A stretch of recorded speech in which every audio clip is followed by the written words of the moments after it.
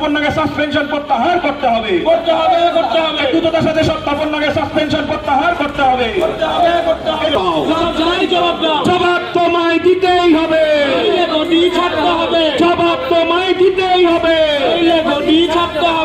রায়গঞ্জ বিশ্ববিদ্যালয়ের অশিক্ষক কর্মচারীদের বিক্ষোভ আন্দোলন শুক্রবার ৮ম দিনে পড়ল। টানা ৭ দিন ধরে সরকারি নির্দেশ মেনে বেতন বৃদ্ধি সহ একাধিক দাবিতে এবং তৃণমূল সংগঠনের শিক্ষাকর্মীদের ওপর পেশাগত আক্রমণের প্রতিবাদে বিক্ষোভ কর্মসূচি পালন করছেন সারা বাংলা তৃণমূল শিক্ষাকর্মী সমিতির রায়গঞ্জ বিশ্ববিদ্যালয়ের শাখা। শুক্রবার এই আন্দোলনে তাদের সঙ্গে যোগ দেন সংগঠনের রাজ্য নেতৃত্ব।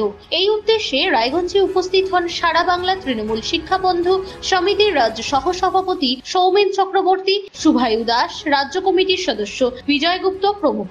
এদিন বিশ্ববিদ্যালয়ের উপাচার্য দীপক কুমার রায়ের সঙ্গে দেখা করেন রাজ্য নেতৃত্ব। তারা দাবি জানান, যেহেতু আগামী 22শে আগস্ট থেকে বিশ্ববিদ্যালয়ে পরীক্ষা শুরু হচ্ছে, সেহেতু এই অচলাবস্থা কাটাতে অবিলম্বে পদক্ষেপ গ্রহণ করুক উপাচার্য। সেই সঙ্গে কর্মচারী সংগঠনের বরখাস্ত নেতা তপন নাগকে পুনরায় তার কর্মক্ষেত্রে বহাল করার আবেদনও জানান তারা। যদিও উপাচার্যকে এই বিষয়টি নিয়ে প্রশ্ন করা হলে তিনি জানান, সমস্তটাই বিশ্ববিদ্যালয়ের নিয়ম মেনে করা হবে। দাদা, আপনার নাম, আপনি কি দায়িত্বে আছেন সংগঠনে? সৌমেন চক্রবর্তী, সহসভাপতি, সারা বাংলা তৃণমূল শিক্ষা বন্ধু সমিতি। আজকে রায়গঞ্জে আগমনের উদ্দেশ্য? রায়গঞ্জ বিশ্ববিদ্যালয়ে গত 7 দিন, মানে আজকে 8ম দিনে পড়েছে যে আন্দোলন চলছে।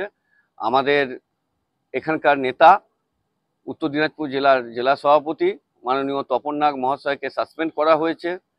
সঙ্গে আরও 2জনকে শোকজ লেটার ধরানো হয়েছে। তার সঙ্গে আমাদের যে পেশাগত দাবি দেওয়া, অর্থাৎ বেতন বৃদ্ধি, সরকারের যে আদেশনামা, যে জিও, সেই মোতাবেক বেতন বৃদ্ধির জন্য আমরা আবেদন করেছি। সেই জন্যই আমাদের এই আন্দোলন। আমরা গত 7 দিন ধরে আমাদের রাজ্য সভাপতি মাননীয় গগন সরকার মহাশয় এবং আমাদের চেয়ারম্যান অধ্যাপক ব্রাত্য বসু গত 7 দিন ধরে এই আন্দোলন কোন দিকে যাচ্ছে না যাচ্ছে এটা দেখেছেন। তারপরে আজকে আমরা 8ম দিনে এলাম। আমরা হয়তো ভেবেছিলাম এই আন্দোলন একটা জায়গায় থেমে যাবে, কিন্তু যখন দেখলাম যে না, এটা থামছে না, তখন রাজ্য সভাপতি এবং আমাদের চেয়ারম্যানের নির্দেশে আমরা এসেছি। আমাদের সঙ্গে আর রাজ্যের আরেকজন ভাইস প্রেসিডেন্ট ভাই শুভায়ু দাস এসেছেন, রাজ্য কমিটির আরেকজন মেম্বার বিজয় গুপ্ত এসেছেন, আমাদের ওনারা পাঠিয়েছেন। আমরা এখানে এসেছি আন্দোলনের পাশে থাকার জন্য।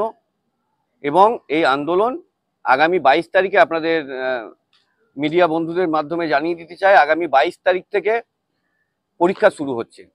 আমরা উপাচার্য মহাশয়ের কাছে আবেদন রেখেছি 22 তারিখের মধ্যে যাতে সাসপেনশন তুলে নেওয়া হয়। যদি না তোলা হয়, পরীক্ষা 22 তারিখ থেকে শুরু হচ্ছে। আমাদের আন্দোলন কিন্তু তীব্র থেকে তীব্রতর জায়গায় যাবে।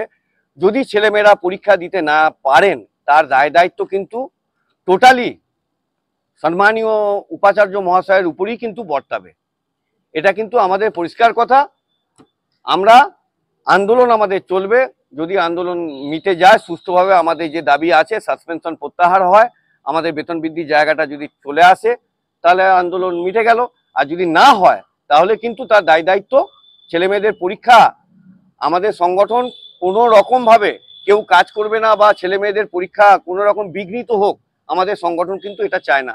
আমরা বিশ্ববিদ্যালয়ের পরিবেশ সুস্থ রাখার পক্ষে, মমতা বন্দ্যোপাধ্যায়ের উন্নয়নের পক্ষে, আমাদের সেনাপতি অভিষেক বন্দ্যোপাধ্যায়ের নির্দেশিত পথে আমরা এগোচ্ছি। বিশ্ববিদ্যালয় সুস্থভাবে যাতে চলে, কারণ এই বিশ্ববিদ্যালয় আমাদের রাজ্যের মাননীয় মুখ্যমন্ত্রী, আমাদের দলনেত্রী মমতা বন্দ্যোপাধ্যায়ের স্বপ্নের বিশ্ববিদ্যালয়। এটা সুস্থভাবে চলুক, এটা আমাদের সংগঠনও চায়। কিন্তু আমাদের বাধ্যবাধকতা, আমাদের যদি বাধ্য করা হয় যে আন্দোলন চালিয়ে যেতে, তাহলে কিন্তু আন্দোলন তীব্র থেকে তীব্রতর হবে। তার দায় দায়িত্ব কিন্তু মাননীয় উপাচার্য মহাশয়ের উপরই বর্তাবে। যে বিষয়গুলির উপরে তপন নাগ মহাশয়কে সাসপেন্ড করা হয়েছে, যে পয়েন্টগুলি, সেগুলি সম্পর্কে আপনি কি বলবেন? মিডিয়া হ্যান্ডলিং থেকে শুরু করে বিশ্ববিদ্যালয়ে পরিবেশ নষ্ট করা, বিভিন্ন রকমের অভিযোগ আছে ওনার উপরে, সে বিষয়গুলি নিয়ে কি বলবেন? দেখুন, আপনারা জানেন যে যদি কোনো আসামির ফাঁসি হয়, তাকে যদি কোর্ট ফাঁসির আদেশ দেয়, তাহলেও তাকে আত্মপক্ষ সমর্থনের সুযোগ দেওয়া হয়, তাকে বলতে দেওয়া হয়। এখানে কোনো রকম শোকজ ছাড়া তাকে সাসপেন্ড করে দেওয়া হলো, তার আত্মপক্ষ সমর্থনের কোনো সুযোগই দেওয়া হলো না। কারণ এই অস্থায়ী ভিসি, তাদের লিমিটেশন আপনারা জানেন যে মহামান্য সুপ্রিম কোর্ট কিন্তু বেঁধে দিয়েছেন, তারা কি পারবেন কি পারবেন না। কোনো রকম শোকজ না করে কাউকে সাসপেন্ড করার কিন্তু কোনো নিয়ম নেই। উনি কিভাবে করেছেন সেটা উনিই বলতে পারবেন। স্যার, বিগত কয়েকদিন ধরে একটা বিক্ষোভ আন্দোলন চলছে বিশ্ববিদ্যালয়ে, আজকে কর্মচারীদের পক্ষে ওনাদের রাজ্য নেতৃত্ব আপনার সাথে এসে দেখা করলেন, কি বিষয়টা কোথায় গিয়ে দাঁড়ালো? একটা বিশ্ববিদ্যালয় তার নির্দিষ্ট স্ট্যাটাস রয়েছে এবং সেই স্ট্যাটাস অনুযায়ী বিশ্ববিদ্যালয় চলে। আমরা যা করেছি বিশ্ববিদ্যালয়ে নিয়ম অনুযায়ী করেছি এবং যা হবে বিশ্ববিদ্যালয়ের নিয়ম অনুযায়ী পরবর্তী পদক্ষেপ আমরা গ্রহণ করব। শুভজিৎ দাসের রিপোর্ট, নিউজ বৃত্তান্ত। Wait. So this was your wedding look. Oh my god, Tammy, you look pretty. Dhaka থেকে যখন আইছিলাম এ হগল আমার মা আমারে পরায় দিছিল। It's so authentic, Tammy. I will go for this look. But what about my goina?